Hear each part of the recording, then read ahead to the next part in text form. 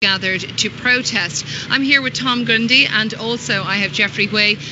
Both of them have been watching the protests, Jeffrey taking part in them, and Tom is an independent journalist. Tom, you've seen protests here before, but not like this.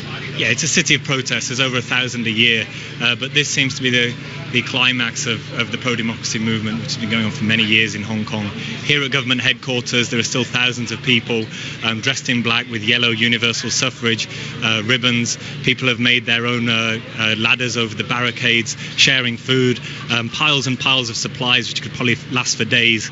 And it's still quite a festive, jovial atmosphere here and in the 3 other protest camps.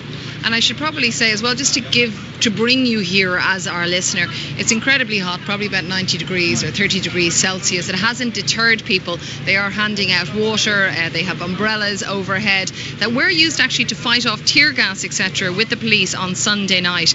But now it has been called the Umbrella Revolution.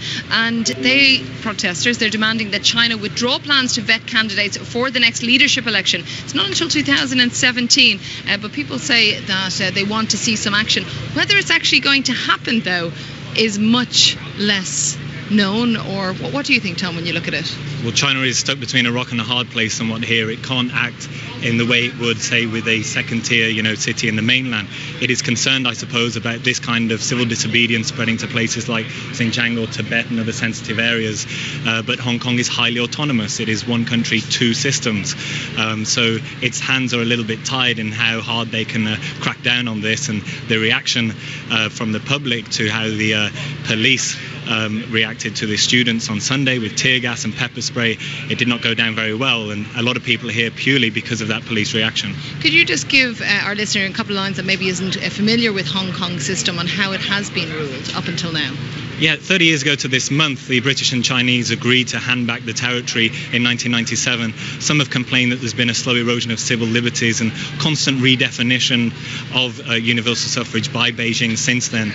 And the latest interpretation from China is that there will be 2 or 3 candidates, and they will have to be vetted by a closed circle committee.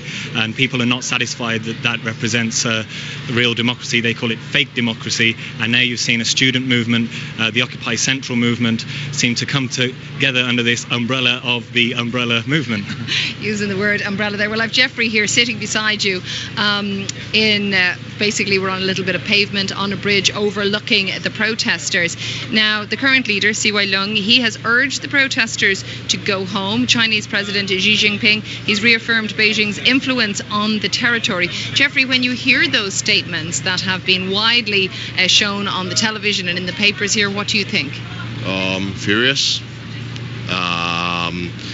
I'll say we need something we need someone who could truly represent our interests, our rights, and to act on the best interests of Hong Kongers. This is a leader that we genuinely lead, and this is why we are fighting for true democracy, for a chief executive election in Hong Kong. And one of the demands of the protesters has been that Mr. Leung would step down. I'm here with Jeffrey and Tom. Do either of you think that's really going to happen? Depends if that is something that we could push for, and if it's achievable, I could see that happen. Well, look, in 2003, Hong Kongers came together with a huge protest march and managed to oust the first post-colonial leader, Tung Chee-hwa. It could very well happen again. This is going to go on for days, I think. There's a couple of public holidays now, just one day of work on Friday, rumours of perhaps a general strike, and then, I don't know, could continue into next week. And today is National Day. It is, and there's been some events and ceremonies this morning, although the annual fireworks have been cancelled. Someone at CY Leung's address this morning held up a yellow umbrella. So that has truly become a symbol of protest here. And I should say the colours are yellow and black that are worn by people as they walk around. Very easy to identify who the protesters are. And really in this area, that's all there is. A police presence not visible at all. That changed, I guess, on Sunday night. Yeah, it's a complete contrast to Sunday, and it's the same in Kowloon and in other shopping areas. Very low profile. And so I'm going to be here with you all morning, so do stay with me. We have a number of guests that are going to be coming up on Newsday. I'm not sure if you heard a little bit earlier, Benny Tai, who is basically the organiser of the Occupy Central movement. He says he's now just the inspiration or the initiator. He says he doesn't want the title of being the organiser anymore, that the people own this protest. But not everybody's happy about it, so we need to hear those voices too. So stay with me on Newsday. I'll be with Lawrence Pollard for the next 2 coming hours.